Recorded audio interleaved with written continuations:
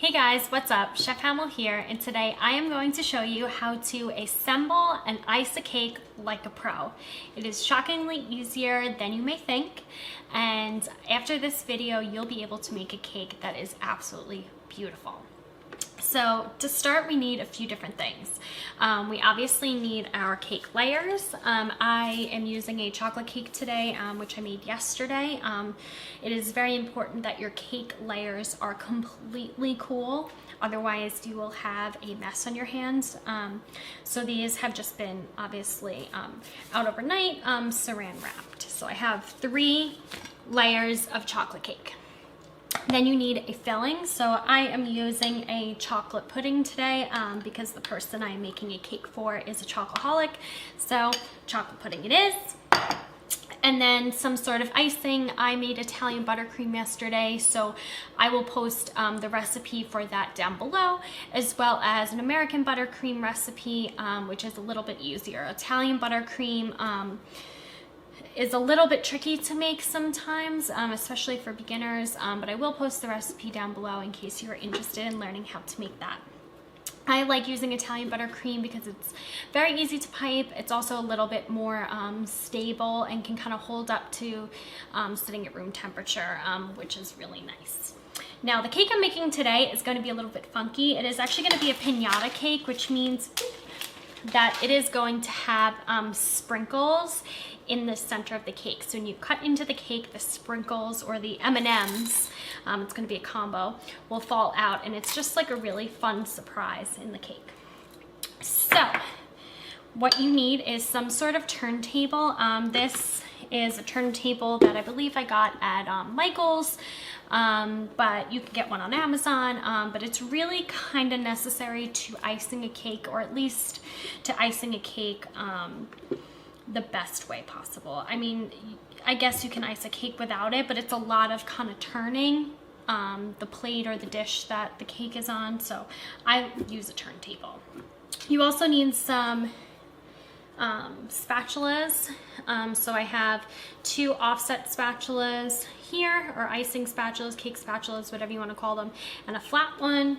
And I also have a bench scraper here, which I'm going to use to smooth out the sides of the cake. So I have this kind of plastic plate here. It's actually a charger that I got at the dollar store, which I'm going to be putting my cake on today. I like to use something that's very sturdy, and this is for sure very sturdy. So I'm going to place this down on my turntable, and I need to put my first cake layer down onto it. My first cake layer is on a cardboard circle, and the cardboard circle is going to help the cake kind of stick to the plate. So the first thing I'm going to do is take some buttercream frosting and put a few dabs on my plate here, and that is just going to hold the cardboard circle and the cake to the plate. And once I kind of put this in the fridge later, the butter in that buttercream is really going to kind of be the glue. Press it down a little, and that should be good. Next step is we are going to cut a little circle in the center. Now, of course, if you're not making this a piñata cake, you're going to skip this step. But because I'm making a piñata cake, this is what we have to do. So I'm using a pretty small round cutter because I don't want to lose too much cake in this piñata. We want to kind of get it in the center of the cake, and we're going to press it down and pull out that center piece. And I'm just going to set this aside because I might use it later in the decoration of my cake. I'm not sure yet. So that is that. Next step is I'm going to push that aside. I'm going to cut my circle in my next layer. So that is ready to go. This cake is very moist. I'm going to put the recipe for this chocolate cake in the description as well. It is my go-to chocolate recipe for every single chocolate cake or cupcakes I make. And it was just one that I found online that just happens to work really well. So that is ready. Let me actually wash my hands.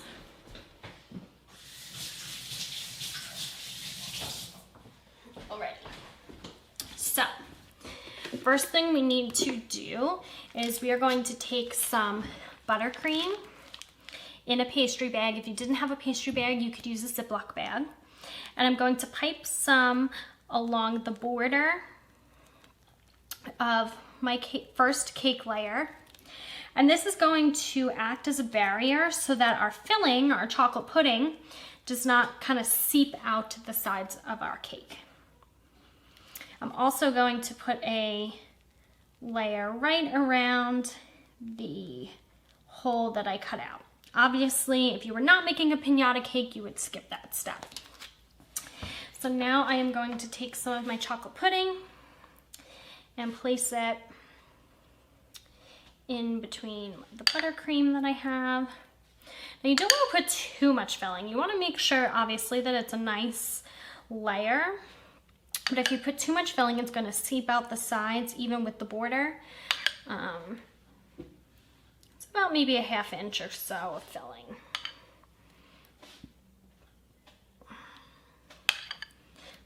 Raspberry jam would be really great in this, even like a mousse, a chocolate mousse. I was thinking about actually making a chocolate mousse for this filling, but the supermarket didn't have any heavy cream, so that was out. But good old chocolate pudding is always a great option. So I'm just gonna spread this evenly, take out if I think there's a little excess. Now this doesn't necessarily have to be perfect or beautiful because it's the inside of the cake. So just do the best that you can. So once it's in an even layer, I am going to put my next cake layer on. So I'm gonna invert this. There we go. And I'm gonna place this right on top. Make sure it is as even as possible, which it is. Now another thing that I didn't mention is some people trim their cake layers. This particular cake that I made didn't really rise that much, and so it wasn't really domed, so I didn't have to trim the layers. Obviously if your cake is very domed, you may want to trim it a little, but a trick that I do when I make cakes, if they do come out domed and because they rise a lot in the middle, when I take them out of the oven, I let them cool for about 10 minutes and then I immediately invert the cake pan and the cake itself either onto a piece of parchment paper or onto a Silpat or even onto a cardboard circle if I have them on hand. And the cake itself will actually condense and kind of squish that dome, because that dome will be on the bottom and there'll be weight on top. And instead of having to trim the cake, it actually will flatten itself, which I like to do because then there's less waste, because nobody wants to waste cake. This cake is so moist, it is making a mess, but that's good. Don't want a dry cake. So we're going to do the same thing again. We're going to add our buttercream around the edge, and then again around that center hole. Then we can take our chocolate pudding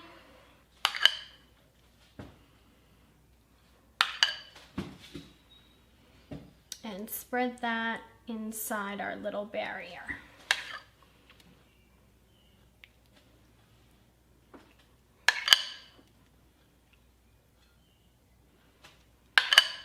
Make sure it's even. There we go.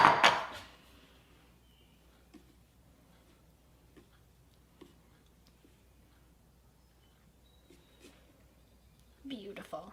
And another thing I want to mention is whatever buttercream that you're using to make your border with should be the icing that you're going to use to make the crumb coat, which I'm going to show you in a few minutes what that is, just because you can all blend it together and it's all going to be the same. Alrighty, so there we go.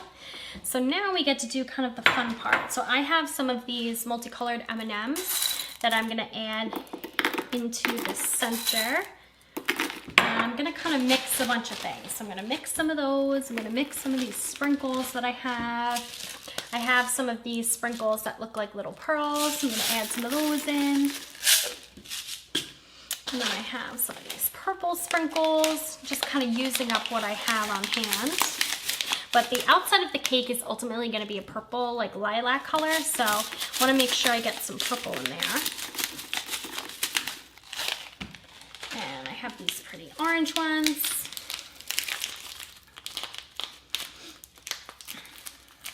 Any sort of kind of hard candy works really well in these, in the center, or even just bigger sprinkles.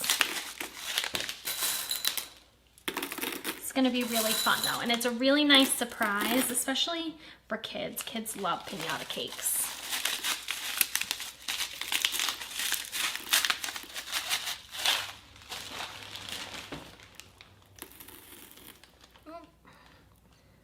Get in there.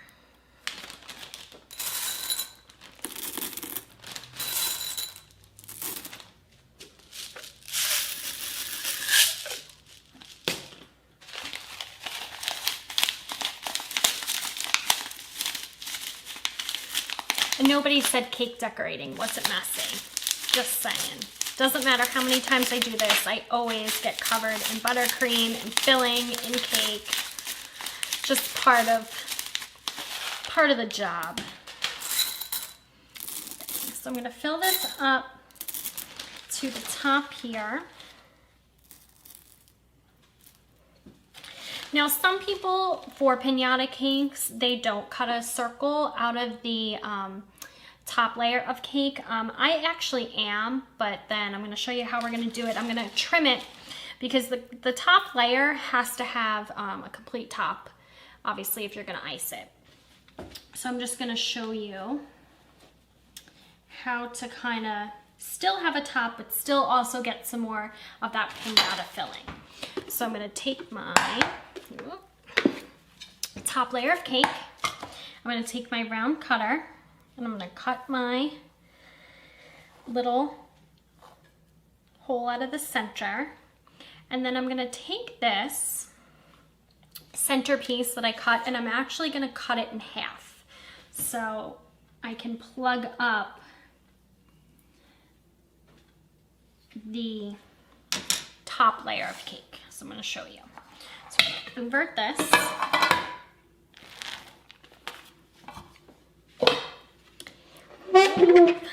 And I'm gonna place this on top of my cake. I'm gonna wash my hands really quick.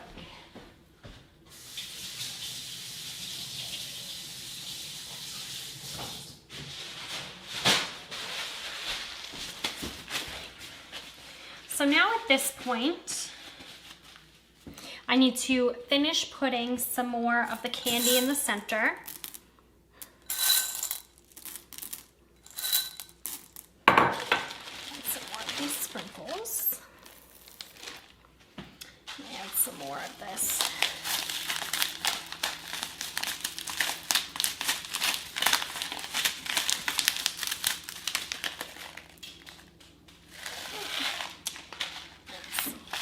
Orange ones.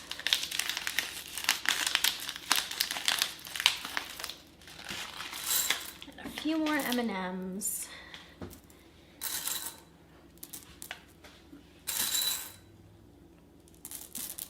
So that should be good.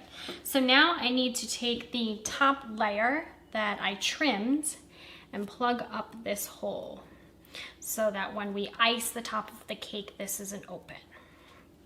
And I have my extra little piece if I choose to decorate the cake with. So let me clean off some of these crumbs. And now this is one of the most important parts of icing a cake, is to do what's called crumb coat. So if now I went to ice this cake, especially because it's chocolate and I'm using vanilla buttercream, a lot of these crumbs are going to get stuck in the icing itself. So when we do a crumb coat, it's just a very, very, very thin layer of buttercream that is going to kind of trap the crumbs. And then what I'm going to do is refrigerate this cake for a little bit until that buttercream hardens, so that when I go to really ice my cake, the crumbs will actually be stuck in that crumb coat layer and not ends up in my final icing of the buttercream. So I'm actually going to use up the buttercream that I have in this pastry bag to get myself started. So I'm going to start with that. And this is just a very thin layer. It does not need to be thick at all. So I'm going to just spin my cake and try to get all of the cake coated. And you can kind of see some of the crumbs are getting stuck in the icing. So you definitely can't skip this crumb coating step. Put some of this on the sides.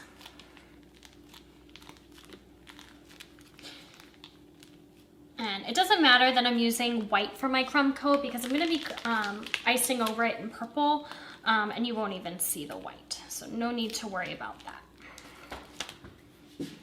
So here we go.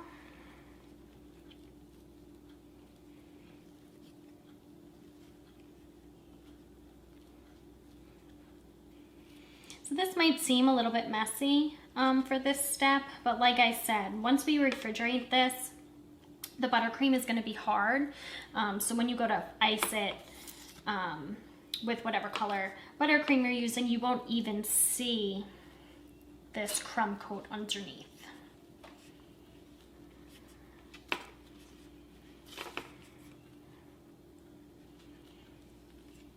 Alrighty. So I need a little bit more.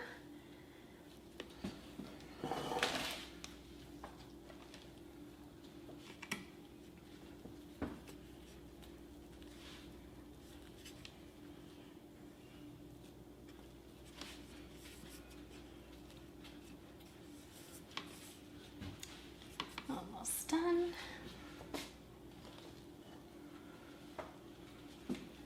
And that should bring us to the end of our crumb coat.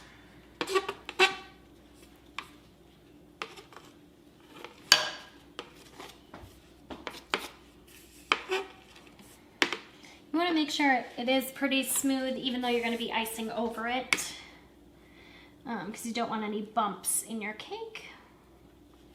And you want to make sure you get the bottom edge as well.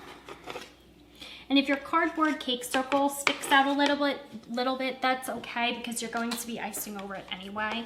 And you can always put a border on the bottom of your cake to cover that. Alrighty. Beautiful. Alright, so that is our crumb coat. I am going to refrigerate this probably for 20-30 minutes, and then I'm going to show you how to ice it. Hey guys, welcome back. So my cake has been sitting in the fridge for about 30 minutes now, and the buttercream has set up. So now when I go to ice it, that crumb layer is not going to run or not going to spread. So I colored my buttercream purple. I like to use the gel food coloring because I think it makes a better, brighter color, and it also blends into the buttercream better, I think. And the colors just come out better in my opinion. So I'm making a purple cake, which is why I'm using purple buttercream, and I am going to show you how to ice it. So I am going to start with the top of my cake, and I am going to put a nice glob on the top. And let's see, I'm going to use my little one. I like to use this little offset spatula, and I'm just going to kind of spread it out. I'm trying to get as even of a layer as I can. I'm going to add a little more. Don't worry about adding too much buttercream to the cake because you can always take some away. But I want to make sure it's really nice and even out to the edges. Now, I'm a little bit of a perfectionist, so I am probably going to include a time lapse of me icing this in a few minutes, only because I'll be here all day trying to make sure it's really nice and smooth.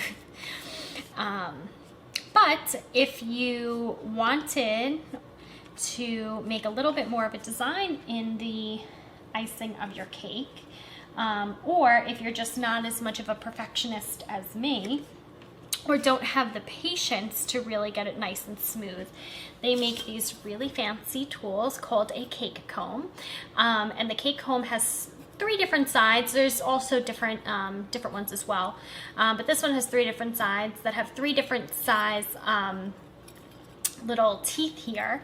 And what you can do is drag it on the side of your cake to make a really nice pattern, and it kind of hides some of the imperfections in the cake, which is really nice. A lot of ice cream cakes have like a cake comb on the side, so you can use this if you want.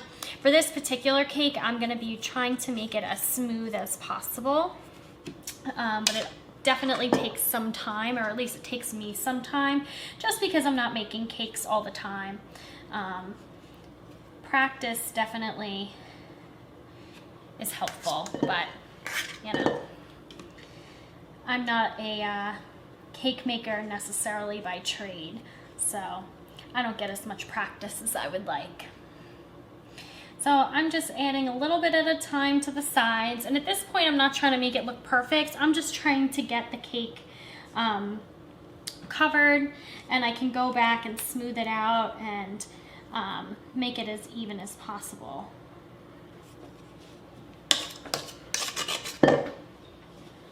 I like using this little spatula personally because I think it's a little bit easier to use. This other one I have is a little bit bigger, even though this is like a medium size. So it really just kind of depends on what you're comfortable with. And the turntable for this particular step really comes in handy because you're going to be constantly turning the cake to get that smooth look that you're looking for. Make sure you get down to the bottom. You want to make sure everything is covered.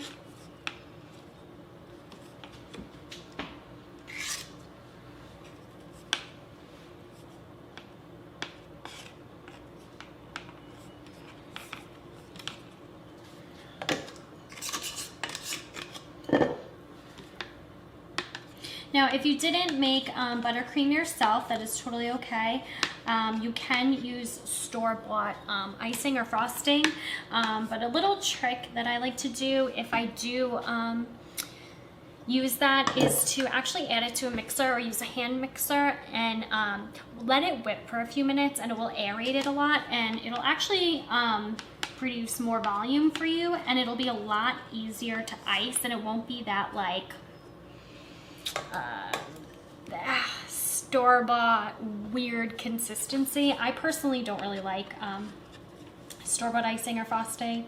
I think it tastes really weird personally, but obviously I realize not everyone has the time to make buttercream by homemade. So I would just add it to a mixer or use your hand mixer and kind of whip it up, and it'll give you actually a lot better result. It's almost all covered.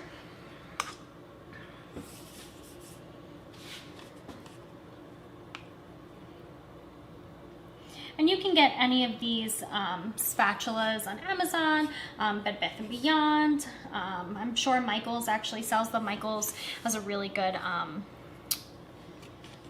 cake or baking aisle, which is really good. So it's about all covered at this point, and now I'm going to start kind of the smoothing process. So I'm going to start with the top, and I like to have some hot water on hand because the hot water allows me to kind of heat up the buttercream just slightly with the spatula and smooth all the little like bubbles that occur in the buttercream. So I'm actually going to add a little more to this.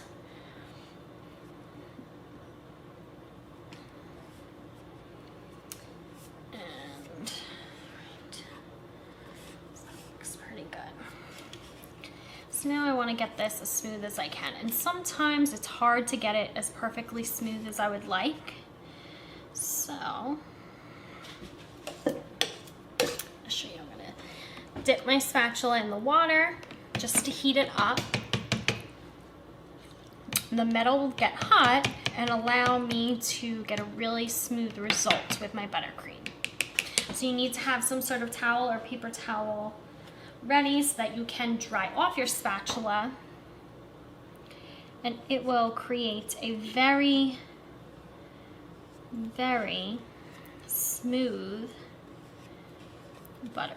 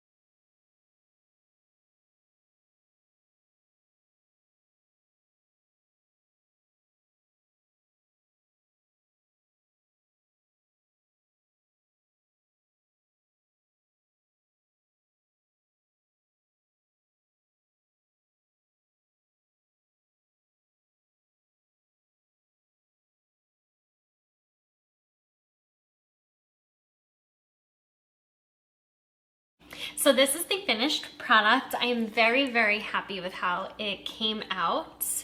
I added the little plaque in the front made of fondant that says happy birthday or happy 50th birthday, Karen. It has the little chocolate stars that I made in a silicone mold with melting chocolate, and then of course the shards of the white chocolate that I have here, white chocolate bark, and the chocolate covered pretzels. And overall, I love how it came out. If you have any questions about assembling, icing, decorating a cake, please comment down below and I will try my best to help you. And I'm going to leave the buttercream and cake recipe in the description, as well as some other really helpful links. So thank you so much for watching.